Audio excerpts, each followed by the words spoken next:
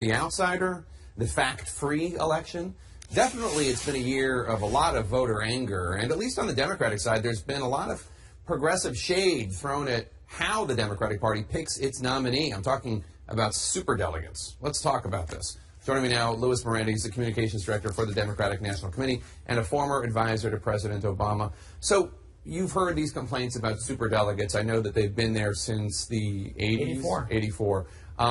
And one of the complaints from Sanders supporters is that superdelegates subvert the will of actual voters, that the establishment candidate effectively starts a race with 20% of the delegates in his or her pocket. How do you respond? The reality is that 85% of the delegates at the convention are selected by the results of primaries and caucuses, so the voters themselves are the single biggest factor in who becomes the nominee. Superdelegates, I think one of the problems is the way the media reports it. Any night that you have a primary or caucus, the media lumps in superdelegates that they've basically polled because they just call them up and say, who are you supporting?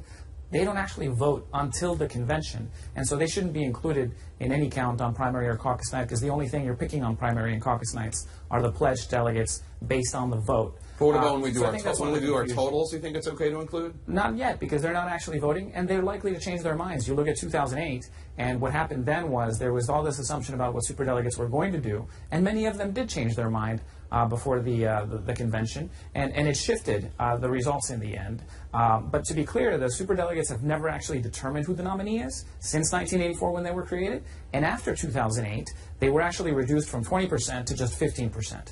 And so I think we're in a situation where the voters continue to be the single most important factor. And the purpose of the superdelegates is to make sure that our elected officials and party leaders who are the backbone of the party get to participate at the convention.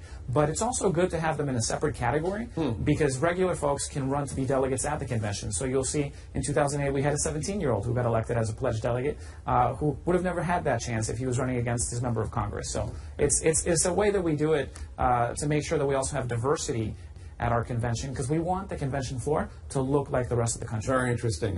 The DNC itself saying don't include superdelegates in the totals to cable networks like our own.